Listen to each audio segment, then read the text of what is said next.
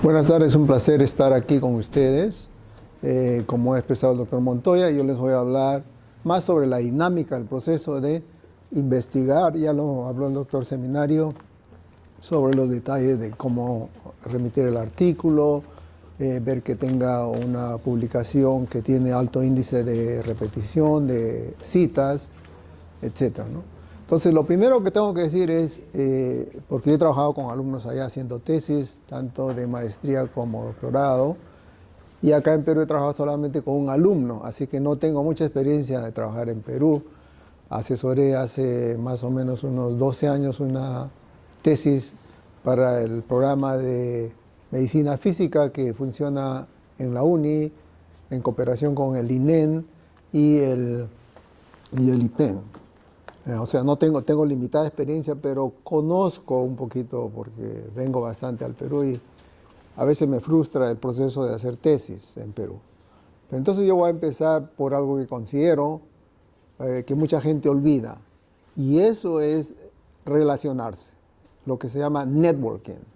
O sea, conocer a gente de su área, no tener temor de interactuar. Cuando se haga una reunión aquí, hablar con la gente. ¿Y tú por qué estás? Por ejemplo, hay uno que está en medicina, hay uno que enseña física en la UPC, de repente pueden conversar con ellos y decirles, tú sabes la UPC, cómo es el trabajo ahí, es fácil conseguir trabajo o no, cómo es la medicina en Trujillo, de repente no hay mucho trabajo ahí o tienes que ir a ciertas áreas, ¿no?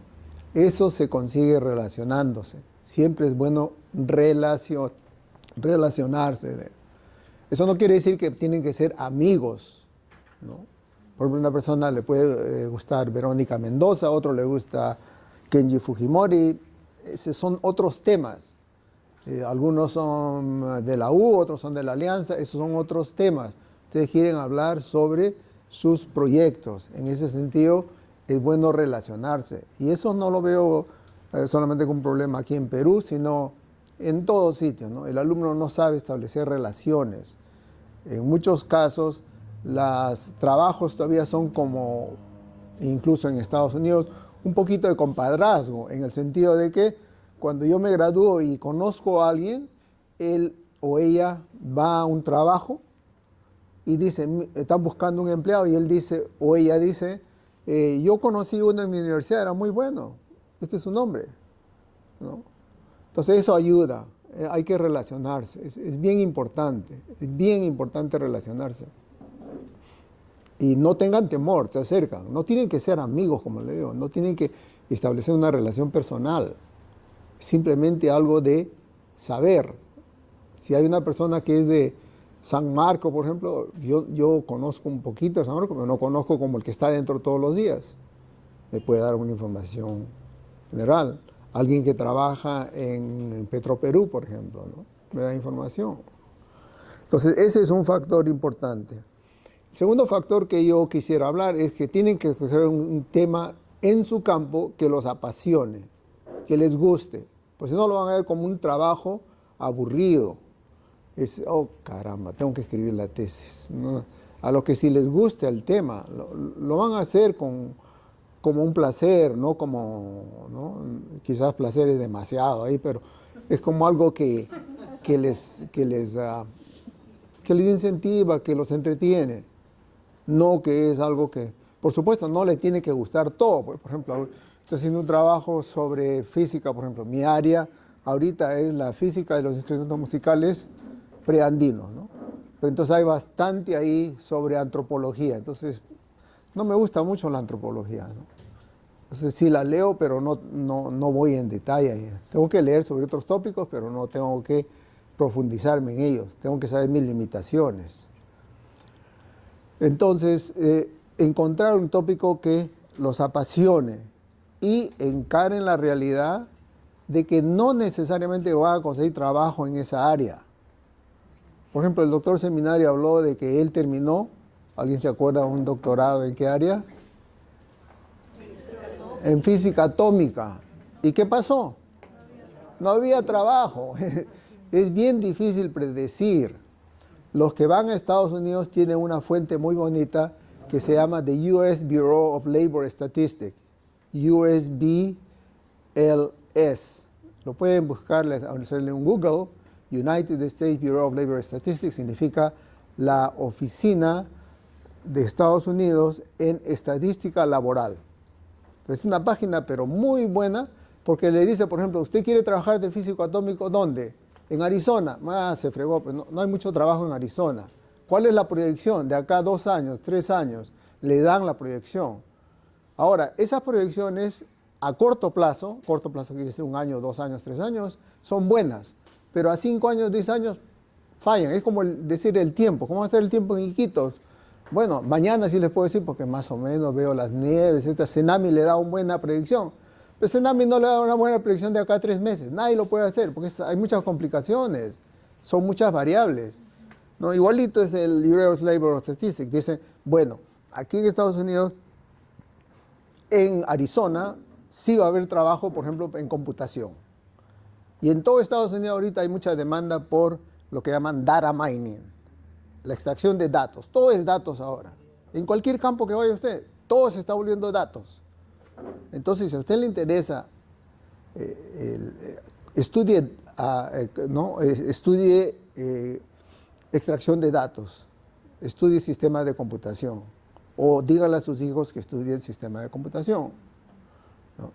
Y si tienen hijos, también díganles que aprendan chino de pasada, porque parece que China va a dominar al mundo, a menos que Estados Unidos sea inteligente y se recobre. Pero ahorita están haciendo tantas estupideces que prácticamente le están dando a los chinos todas las oportunidades de ser la superpotencia del mundo, ¿no? Mi consejo personal para niños jóvenes es, olvídense del inglés, el chino va a ser bien importante.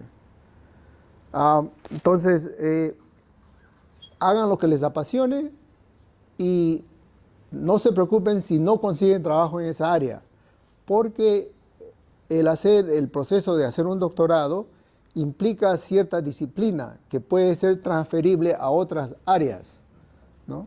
Por ejemplo, ¿cuántos de ustedes llevaron física en la universidad o en secundaria? ¿Todos son de física acá? Ya. ¿Quién se acuerda de la ley de Bernoulli, por ejemplo? Ya, pues nadie, pero alguna vez se lo explicaron, se lo pusieron. Entonces usted puede decir, pero ¿para qué me enseñaron eso si me iba a olvidar eso? ¿De qué me sirve? En realidad, hasta los buenos alumnos de física, si se acuerdan el 5% del curso, eso es mucho. Apenas termina la clase, ya di al final, ya se acabó ya esto, no hay nada. Entonces, ¿cuál fue el propósito de eso? ¿Por qué no me dieron solamente el 1% que yo necesito? En primer lugar, porque no sabemos qué 1% va a necesitar usted. Algunos en medicina van a necesitar, por ejemplo, el concepto de presión. Otros van a necesitar fluidos. Otro el sistema de transportes, velocidades, ¿no? Respuesta del ojo humano, etc. Entonces no se sabe. Entonces esos cursos de física en realidad, y casi todos los cursos de la universidad, en mi opinión, son cursos que lo preparan a ustedes a cómo enfrentar sus frustraciones. ¿Qué quiere decir eso? Me ponen un problema aquí y yo lo leo y no hace sentido. Entonces voy a mi libro, lo vuelvo a leer mi libro, regreso y hace un poquito más de sentido. Regreso y hace más sentido hasta que eventualmente yo resuelvo el problema. Repetir ese proceso nos da confianza en nosotros, mucha autoconfianza. Una persona normal y corriente que no ha estudiado en la universidad va, mira el problema y se escapa. Dice, no, yo no lo resuelvo. Pero una persona que tiene experiencia universitaria, educación, generalmente dice, mira, no entiendo el problema, pero si me siento, tengo tanta confianza en mí, porque lo he hecho miles de veces en diferentes cursos, que eventualmente le puede hacer sentido. Por ejemplo, quiero luchar contra la administración en una municipalidad porque me quieren cobrar impuestos por cierta cosa. Bueno, yo no sé nada de las leyes, pero voy a leerlo y lo voy a hacer y lo voy a pelear, ¿no? Entonces, ese tipo de mentalidad tienen que tener cuando hacen un doctorado. No necesariamente van a terminar trabajando en el campo en que ustedes empezaron. Por ejemplo, yo soy en ciencias materiales, así como el profesor Seminario también. Terminé haciendo una tesis en hierro, entonces conozco bastante sobre hierro. Pero en el tiempo que yo regresé a Perú, en las empresas mineras no había oportunidad de trabajo. Ellos no contratan peruanos que tengan un doctorado, ¿no? Ellos no quieren que se haga acá el tratamiento de los metales. Ellos quieren que se exporte el metal barato y nos mandan el producto terminado. Entonces no hay el trabajo. Entonces las universidades tampoco tenían equipos de laboratorio. Entonces yo regresé a Estados Unidos, terminé un doctorado y tuve suerte, conseguí trabajo, pero ¿en qué? No en metalurgia, no en ciencias materiales, sino como profesor de electrónica, porque había mucha demanda para un área que yo he hecho, análisis de vibraciones. Entonces ustedes saben que cuando uno habla, la boca vibra, y esa es la señal de cómo nos comunicamos por teléfono, por ejemplo. Y a las compañías de teléfono les conviene entender la voz para reducir el tamaño de información que se manda, ¿no? Entonces se llama compresión de datos. Entonces yo entré en compresión de datos y trabajé ahí. Entonces yo no soy un ejemplo, hay mucha gente que sí, o tiene suerte, o yo no sé, pero consigue trabajo en el área en que hizo su tesis, por ejemplo. Pero la gran mayoría termina haciendo un trabajo en otra área. Pero como le vuelvo a repetir, el énfasis es que al hacer un doctorado han ganado confianza en ustedes de que pueden escribir un buen documento, de saben redactarlo, saben la forma como le mostró el profesor Seminario, ¿no? Ya. El otro detalle que yo quisiera mencionar, porque lo he visto muchas veces, es que en el proceso de escribir una tesis hay que ser paranoide. ¿Y qué quiero decir con eso? Quiero decir de que, en primer lugar, cuando ustedes hacen una tesis, tienen que averiguar bien, por ejemplo, en eso de Web Science, o en las fuentes que tienen que haber en la Universidad Peruana, que quizás sean limitadas, si alguien ya hizo ese trabajo. Porque lo triste es empezar un trabajo y descubrir que ya se hizo esto ya, ¿no?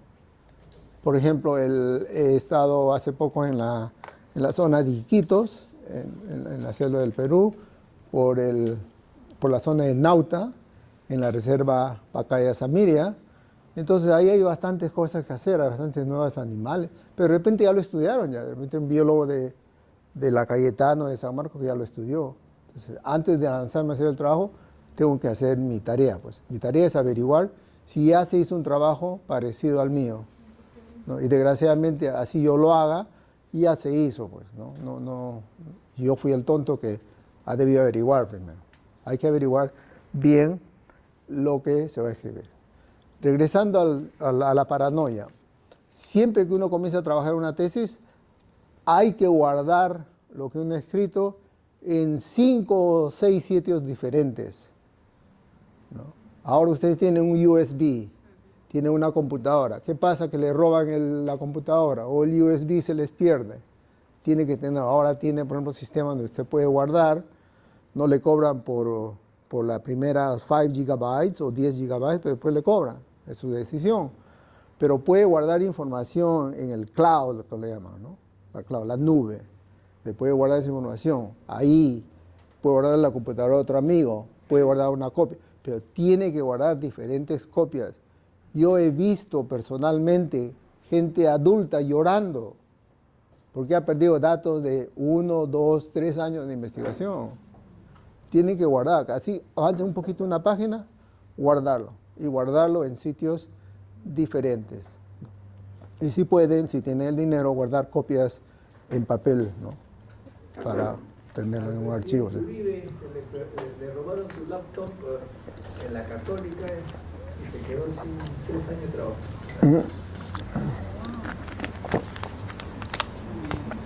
Bueno, a veces la gente convenientemente pierde cosas, ¿no? Pero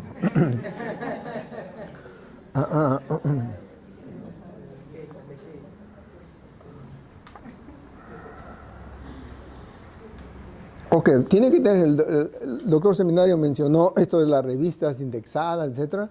Ahora está saliendo de moda muchas revistas que no son arbitradas, quiere decir que nadie las revisa. Automáticamente le aceptan el artículo, pero le cobran bastante por publicarlo. Y ellos ni siquiera investigan si es un artículo nuevo, nada. Simplemente lo publican y les cobran $300 o $400, pero nadie le va a aceptar esas revistas como de valor profesional. Entonces, siempre van a ver ustedes que le dicen, mira, manda tu revista, tú eres muy bueno. Uno manda el artículo, lo publica y uno dice, ya, ahora que aplico este trabajo, voy a tener ese artículo. Pero la persona que si es que sabe, en los trabajos, le va a decir, oiga, este trabajo no sirve para nada, ¿no? Bueno, eso es lo que tiene que tener. El otro punto que debo mencionar es, cuando vayan a una universidad y van a escoger un tema de tesis, busquen un profesor que tenga estabilidad en esa universidad. No pueden buscar un profesor que recién ha llegado ahí, tiene un año, de repente al siguiente año no le dan el trabajo. ¿Y qué hace usted? Tiene que irse con ese profesor a donde lo manden, de repente se va a otra universidad por Trujillo, por Ica, algo así. Usted tiene que seguirlo, comunicarse con ellos de una manera más difícil. O sea, tiene que buscar una persona que tiene estabilidad en esa universidad y, para ser bien cínicos, también que tenga algo de poder dentro de esa universidad. Que no sea un profesor auxiliar, que sea un profesor principal, como decimos acá, y que tenga nombramiento. ¿Por qué? Porque si un profesor principal que participe en el consejo de facultad aprueba su tesis, es poco probable, no imposible, pero poco probable que el resto de los profesores se oponga, porque esa persona tiene poder político, tiene poder académico. Entonces, es más difícil. Claro que sí, hay mucha rivalidad. Entonces, pero si el profesor debe tener su entorno que lo apoya, y él va a tratar de que los que estén en el comité de tesis del estudiante sean los de su entorno. No se va a ir a traer a su rival, porque su rival obviamente le va a hacer quedar en ridículo, no aprobando la tesis o haciendo preguntas muy difíciles, ¿no? Porque en cualquier campo, yo, como les dije, estaba trabajando en hierro, pero ustedes pueden hacer una pregunta bien sofisticada por hierro y yo no sé la respuesta, ¿no? Si es algo que uno entiende cuando va aprendiendo más y más, es que cuán ignorante es uno. Cuando uno es joven y no sabe nada, dice, oh, yo sé todo lo que hay a saber sobre el hierro. Pero yo no sé, yo ya sé ahora. Incluso dentro de hierro, yo he estudiado propiedades magnéticas del hierro. Incluso dentro de las propiedades magnéticas del hierro, yo he estudiado vibración y el análisis de la propiedad magnética del hierro. Incluso dentro de área he estudiado vibración del hierro, ¿no?, en el dominio ultrasónico. O sea, solamente en esa área, bien limitada. Las tesis ahora se están volviendo bien específicas, ¿no? Por ejemplo, una saca de tesis de doctor no quiere decir que puede tratar al cerebro, el pie, todo. Puede ser que sea altamente especializado en el septum de la nariz. Entonces usted sí conoce mucho, pero no sabe todo, pues, porque hay tanta variedad en el ser humano, ¿no? Pero conseguir un profesor que tenga mucha autoridad dentro de su programa y que tenga contactos académicos y o comerciales y o estatales, porque entonces le puede ayudar a buscar trabajo. Desgraciadamente en Perú las áreas de contacto para los profesores de universidades son bien pequeñas también, ¿no? Esa es mi opinión. ¿Tienen una pregunta? Las asesorías externas, digamos. Las asesorías externas. Un profesor que, por ejemplo, no necesariamente es de la universidad, pero que tiene un conocimiento. Bueno, eso lo tiene que aprobar la universidad. Cualquier profesor, si la universidad va a dar un grado, ese profesor tiene que ser aprobado por la universidad. O sea, no puede ser que usted diga, ¿sabe qué? Yo voy a trabajar con este profesor nada más. Sí, en algunas universidades, como la UNI en que yo trabajo, normalmente un estudiante tiene un asesor externo y un interno.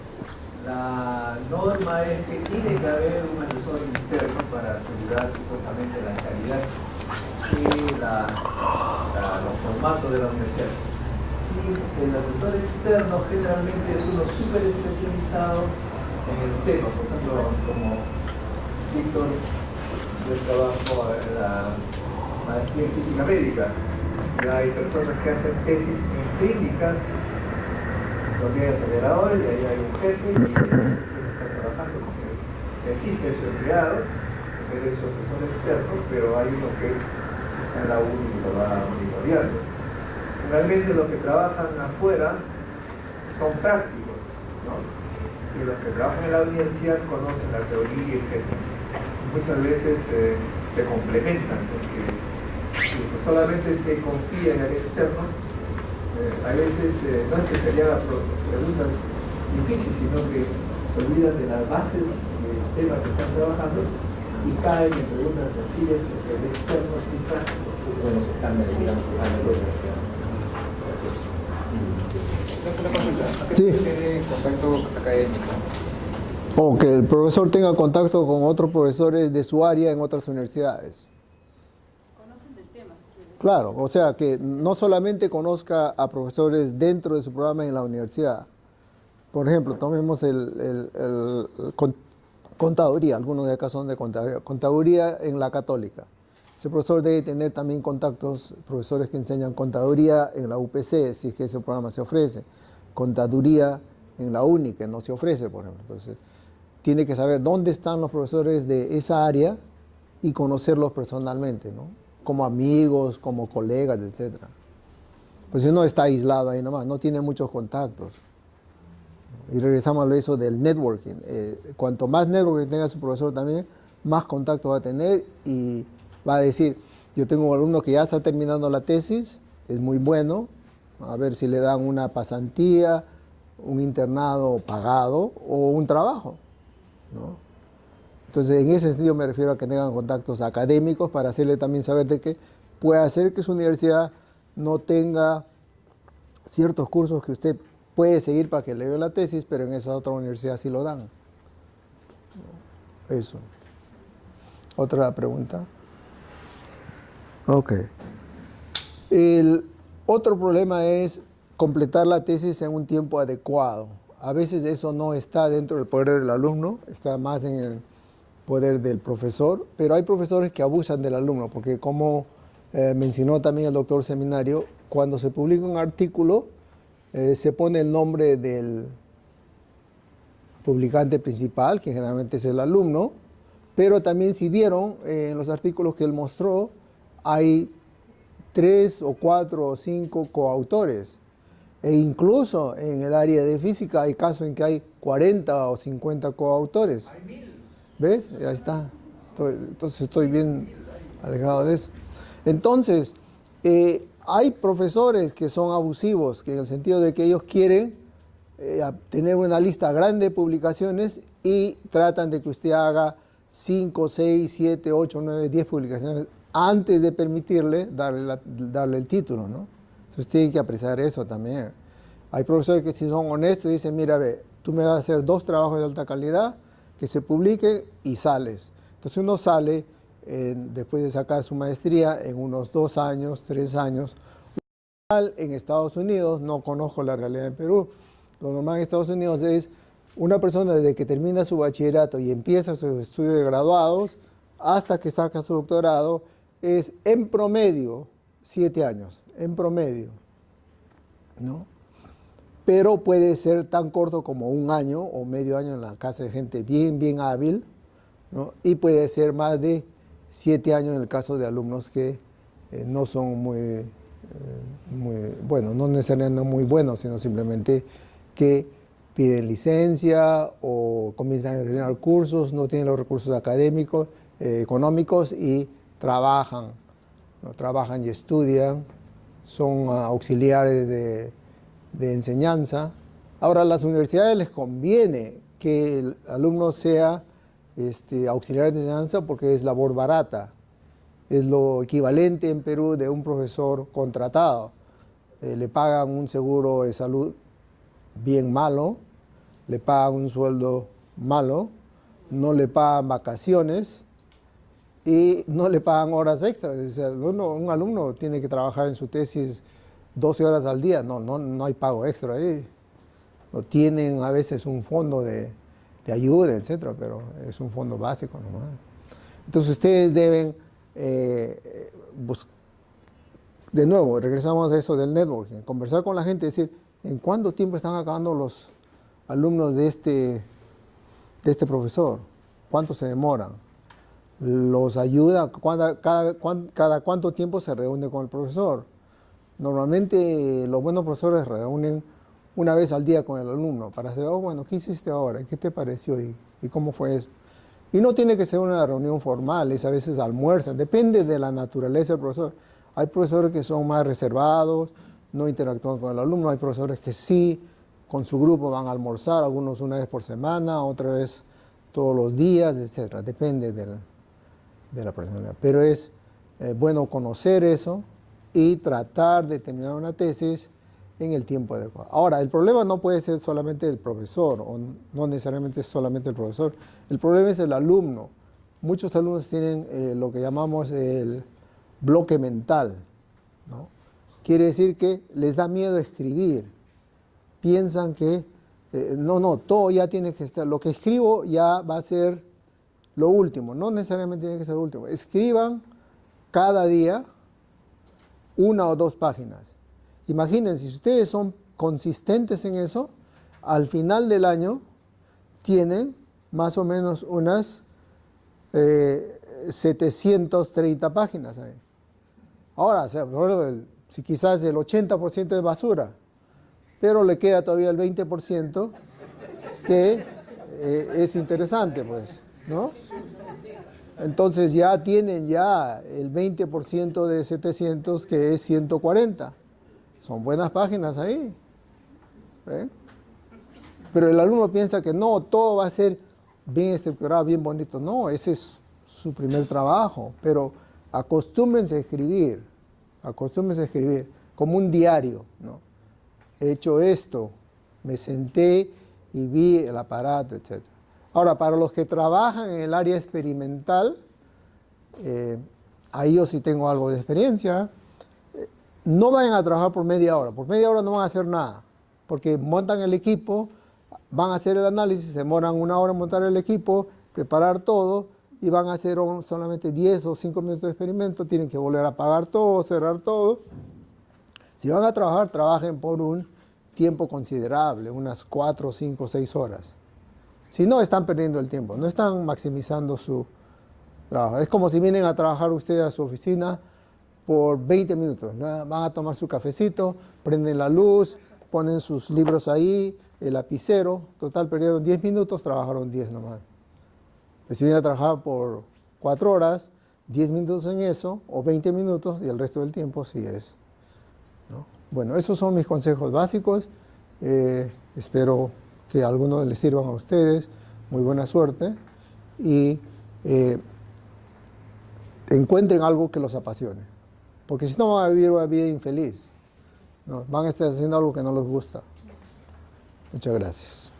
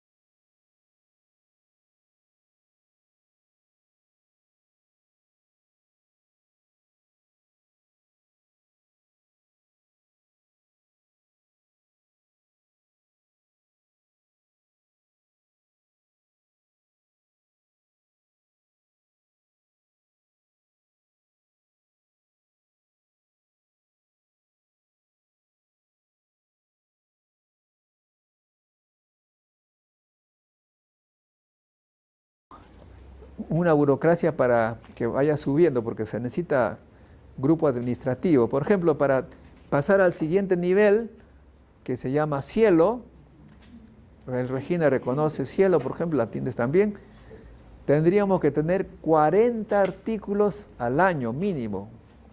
O sea, no es porque son de buena calidad, sino tiene que tener 40 artículos. Para tener 40 artículos hay que estar pues buscándolos así. De modo que, pero por lo menos está en la Chindex y sus ISSN. Si ustedes apoyan y publican, etcétera, podemos ir subiendo. Muy bien. Entonces, a ver si nos refrescamos un poco.